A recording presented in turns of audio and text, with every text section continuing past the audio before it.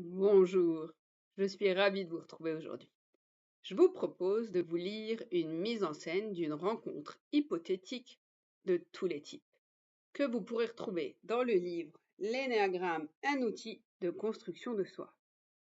Imaginons donc ce qui se passerait si 9 types de personnalités différentes arrivaient petit à petit dans la même pièce en montrant chacune le pire d'elle-même. La petite histoire qui suit devrait donc vous aider à réaliser votre autodiagnostic et découvrir quel est votre type ou même avoir une idée de celui de vos proches. Commençons alors avec le premier type, le 1 et le grand contrôleur. Tout doit être exactement fait comme il le veut ou être organisé selon la forme précise qu'il a déterminée. Si quelqu'un arrive et perturbe son organisation en agissant différemment, le 1 y verra le motif d'énervement. C'est en quelque sorte ce général qui aime qu'on fasse ce qu'il veut et qu'on lui obéisse, car c'est uniquement sa façon de faire qui est correcte. Son armoire est rangée de manière parfaite, toutes ses affaires sont classées par couleur, par taille, et si l'on éteint la lumière, il sait exactement où tout se trouve. Voilà donc comment est la maison où se passe notre histoire. Il arrive le second type dans cet endroit. Le type 2 est celui qui veut tout faire pour que les autres ressentent à quel point il est utile dans la vie. Il a cette nécessité de montrer qu'il sait se mettre au service. Mais quand on ne voit pas tout ce qu'un d'eux s'épuise à faire, il s'enrage et réclame un retour. Voici un peu près ce qu'il pourrait se passer. Remonté comme un coucou, après avoir senti qu'il donnait trop, le 2 commence à le reprocher au 1. Certain de sa vérité, il est hors de question qu'un 1 se laisse faire, et lui répondra donc quelque chose comme ça. Mais voyons, tu n'organises jamais les choses comme il faut, et tu voudrais en plus que je te remercie, alors que tu me donnes 2 fois plus de travail. Blessé dans son orgueil, le 2 aura tendance à renchérir, en se faisant passer pour la victime. Mais qu'est-ce que j'ai fait pour mériter ça? Moi, pourquoi est-ce que tu ne reconnais pas mes valeurs? Tu ne prends jamais soin de moi. Bref, un dialogue de sourds commence à se créer entre ces deux-là, et ce n'est que le début. Car lorsque son ego qui s'exprime, la communication ne pourra que très rarement déboucher sur une fin heureuse. On avance donc avec la présence du 3, celui qui aime que tout le monde l'admire. Regardez comme je suis compétent, comme j'arrive à toujours avoir du succès pour entreprendre, créer, gagner de l'argent. Aujourd'hui, il s'est encore passé ça, et ça de bien dans mon travail, grâce à moi. Le 1 le fixe en lui disant « Mais à quoi est-ce que ça te sert tout ça si tu n'arrives même pas à organiser ton agenda? Tu finis tous les soirs à des heures indécentes et on ne te voit même pas. » Puis le 2 s'immisce dans la discussion en rajoutant « Ah, et tu oublies que j'étais là pour t'aider quand tu avais besoin. Décidément, vous ne savez pas prendre soin de l'autre comme je le fais. » Entre enfin le 4 dans cette histoire, celui qui revendique son unicité, mais pour qui tout est un drame. Est-ce que quelqu'un va m'écouter ici? Moi qui suis si spécial, je peux vous donner de très belles idées parce que j'arrive à faire les choses différemment. Mais si on ne lui fournit pas l'attention qu'il recherche, le 4 ira se réfugier auprès du 2, car il sait qu'il se mettra à son écoute. Et il aura également tendance à se victimiser, en disant par exemple « personne ne me comprend ». Ici, tu ne vois pas à quel point je suis en train de souffrir. Mon mariage vient de se terminer, je suis malade, etc., etc. Le 2 commence à désespérer parce qu'il veut aider le 4, le faire sortir de son drame. Mais un 4 ne s'arrêtera pas si facilement. Cela peut lui prendre des heures pour se libérer de ses émotions, jusqu'à ce qu'il aille dormir par exemple. Ah, quelle joie de voir qu'il a réussi à se calmer, pensera le 2.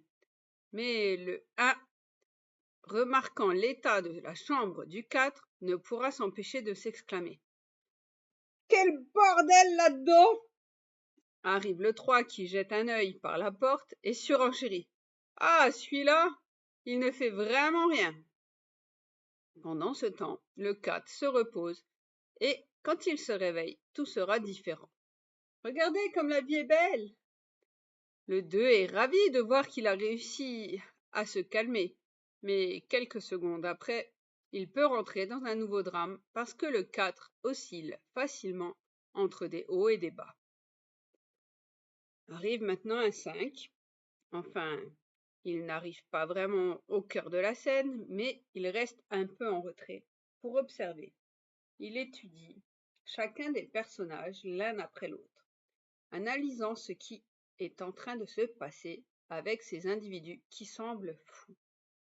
Pourquoi est-ce qu'il y en a un qui veut absolument tout ranger alors que c'est déjà nickel? Pourquoi celui-ci court-il après tout le monde pour les aider, sans penser à ses nécessités? Pourquoi est-ce que l'autre est aussi pressé de réaliser une montagne de choses s'il n'a même pas observé ce qui méritait réflexion? Et pourquoi est-ce que le dernier n'arrive pas à se calmer et à rationaliser un peu? Critique à l'extrême et démotivé après avoir vu tout ça, le 5 conclut qu'il vaut mieux s'échapper de cette situation. Peu favorable pour lui, et il s'en va se mettre en retrait. Débarque maintenant le 6, qui, voyant ce drame, ne peut pas rester sans rien faire. Est-ce que je peux t'aider? Demandez cela au 1 et il répondra. Bien sûr que tu peux m'aider. Ici c'est un vrai bazar. Viens et range tout ça, exactement comme je te l'ordonne. Le 6 se met donc à l'ouvrage, en faisant ce que veut le 1, mais rien n'est jamais assez parfait. Épuisé, le 6 se tourne vers le 2 en lui disant qu'il souffre, qu'il ne sait plus quoi faire. Le 2 lui conseille, je t'ai déjà dit d'apprendre à dire non. Mais un 6 à qui il est très difficile de s'affirmer, mais répondra. Mais si je lui dis non, il pourrait ne plus m'aimer. Le 4 ajoute à la conversation en rétorquant au 6. Pour qu'il t'aime, tu as besoin de prendre davantage soin de toi. Fais-toi désirer, achète-toi de beaux habits et sois belle. Le 6 regarde le 4 et ne comprend pas vraiment, comme s'il ne parlait pas la même langue. Dans tout ce désarroi surgit le 7.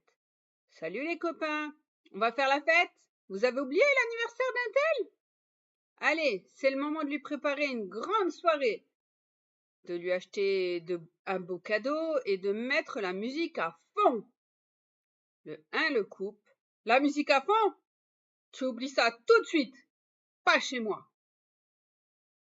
Et le 6. Oh, mais laisse-le un peu mettre du son, ça lui fait tant plaisir.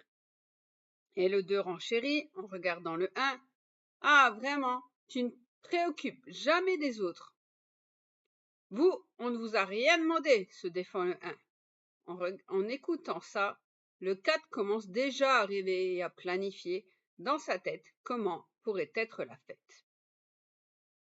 Pas de la même manière joyeuse qu'un 7, mais en se préoccupant de la rendre spéciale pour que ce soit le roi ou la reine de la soirée et que tous les regards soient braqués sur sa personne. Surgit le 8, au milieu de toute cette agitation, le 7 qui crie parce qu'il veut faire la fête, le 4 qui cherche déjà son plus bel habit, le 5 qui est dans son coin uniquement pour observer, le 2 qui est en train de préparer un gâteau, le 1 qui veut absolument mettre de l'ordre, dans tout ce qu'il voit. Le 3 qui a déjà marqué la date et commandé les petits fours. Et le 6 qui veut tout faire pour rétablir un minimum de cohésion, mais sans jamais prendre les devants. Le 8, en voyant tout ça, s'exclame: Maintenant, c'est fini ce bordel. Vous allez faire ce que je vous dis, parce que sinon, de cette manière, vous n'arriverez vraiment à rien. Avec une voix forte, un véritable dictateur. Chacun doit faire exactement ce que le 8 veut. Logiquement, le 1 ne va pas accepter. Le 2 se victimise, le 6 est effrayé et n'ose pas s'opposer. Le 7 dit au 8 « Oh, toi, t'as aucun sens de l'humour !» Le 5 observe, le 8 et pourra penser « Ah, enfin quelqu'un de cohérent !» mais qu'il ne s'imagine pas me commander, je vais encore un peu rester en retrait. Et le 4 se met à pleurer et refait un drap. Pour finir, entre le 9 dans la maison. Là, tout est devenu extrêmement confus.